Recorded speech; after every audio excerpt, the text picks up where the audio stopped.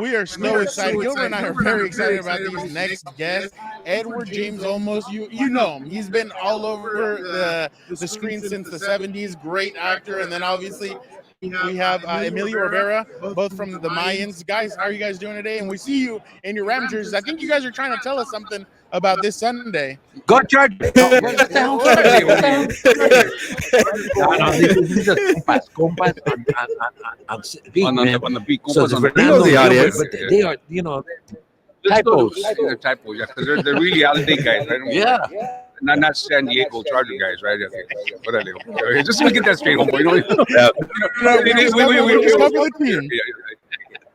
Well, Edward and Emilio, we have Dr. Dre and Snoop Dogg, but I think you guys are a better duo than those guys. What do you think about that? They came in already? Yeah, you haven't heard his rap yet.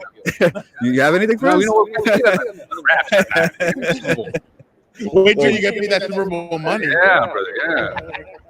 Well, it's pretty cool to be here with you, Edward, because I told Fernando from first grade to like 12th year senior in high school, I watched that movie Stand and Deliver every single day. I felt like our teachers, you got to watch this, con ganas. I tell you, Gil, and to all of us, especially those that are listening right now, it was such an honor to do that kind of story in that movie.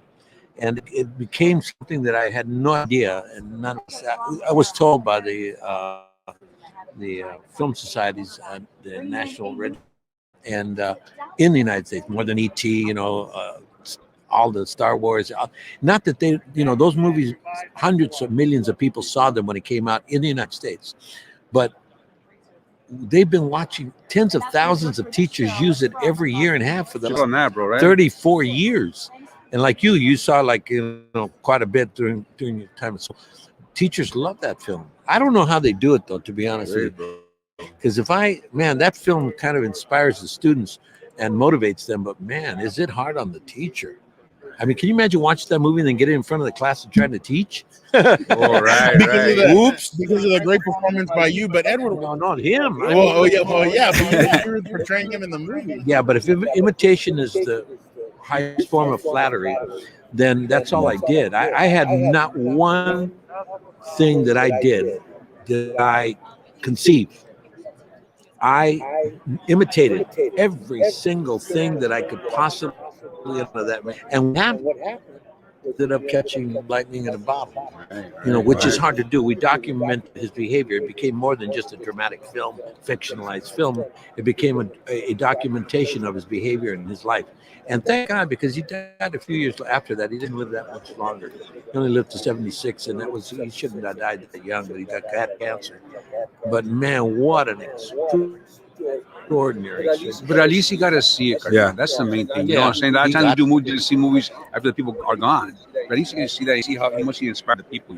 He went to the Oscars with me. Right. I took him. Yeah. If I had won that year, Hoffman won that year, but had I won that year, I was going to pull him up there. I was going to let him do the speech, not me. Yeah, but it has nothing to do with me, everybody. Thank you for giving me the award. But really, let the man who really deserves the accolade say something. And I was really hoping that they would. But at least you saw a big part of it, Cardinal. You know what I'm saying? It's beautiful, brother. You really understood. Going on.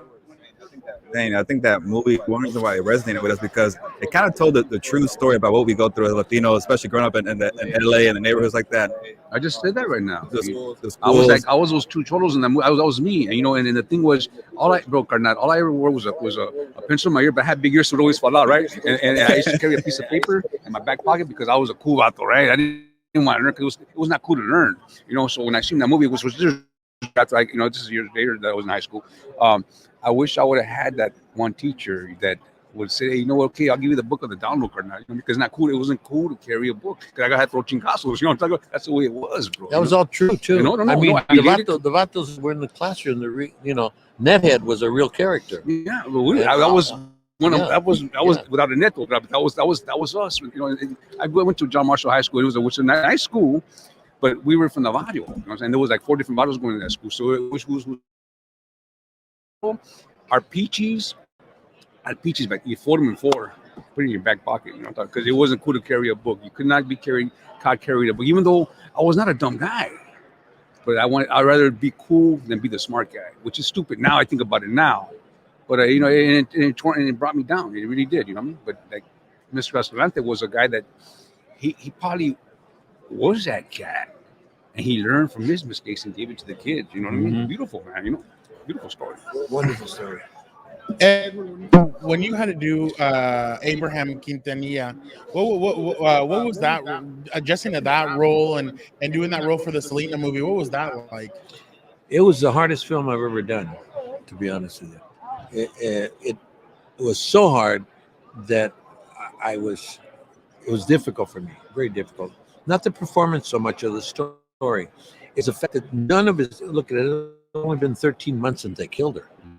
So it hadn't been that long. We were all still hurting from the experience. And so we had to do the movie. Everybody said, oh, you know, he's trying to capitalize. No, man, if he had done that movie, there was 5 movies being talked about to be made. There was 4 documentaries, 8 books. You know, she had covers of every magazine in the country and the world. And she became a super, super well understood person, right? So when we were doing the movie, the family didn't come. The mother came one day when we did one of the shots at the Astrodome, in the Houston Astrodome, and she came to see that performance when she was on stage and dancing and singing. But she never came for anything else. So all of the movie, the father was there for every single shot, Emilio. Every shot. He was standing right there. Now, you got to remember, I'm standing there, and we're doing scenes like where I'm playing the drums, and I fall off the drums. They don't want to play. Come on, you're gonna play. You know, what am I gonna play? You're gonna play drums. I don't want to play drums. You're gonna sing. Okay, I'll sing. You know, and cute and buttons, wonderful laugh, light. Okay, I would stop. They go cut. I'd get up, and all of a sudden, I'd look across, man, on the other side of the camera and down a little ways, and there would be Abraham with his back towards us. And heaving sobs. I mean, his whole body was contorting, and he every single day. And I said, this is really hard to do because here I'm having a great time. We're celebrating the life, and I turn around and I realize, you know, what an impact this has been. He was revisiting that beautiful time, and I'm playing him. So I'm saying, you paid him. I didn't like your character. I didn't like his character. I mean, I was like, hey, ease up on the kids, man. You know what I'm talking about? But that was the way he was. That was him. That's him. You know. I mean, I didn't pull his punches, man. Even stuff where he trips and falls. He was always falling. He was always tripping. Kind of clumsy kind of guy, you know. Yeah. But a really smart. And I gained weight. I went up to 240 pounds. Took the hair down. Yeah, everything. I went the whole distance with him. And but it was hard. It was a very difficult situation, and that's why I say it's the hardest film I've ever made. Every film that Eddie does, man, he just transforms in there, and you're just like, what a phenomenal actor! I followed Eddie since the beginning, man. See, I saw when he did Zeus at the Aquarius Theater, and I was about the local, you know, coming in.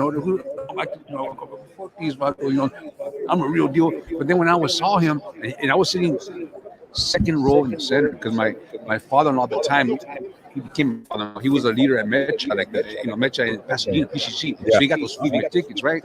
So I'm sitting there, and then when Eddie came out with that big old Swiss plate, he looked like he did it to me. He did that snap, and now he had my attention. Like, this motherfucker bad, homie. and that's when I first introduction to Eddie Olmos. So from then I just followed him his whole career. Studied him. I studied acting. I studied him more than anything else. Well, speaking of bad, you're also pretty bad. I'm a big fan of Sons of Anarchy. Thank you. Watching Mayans, I feel like we're gonna phenomenal. This year, I got to tell you, this season starts on April 19th. April 19th at 10 o'clock, or on Tuesday. Okay.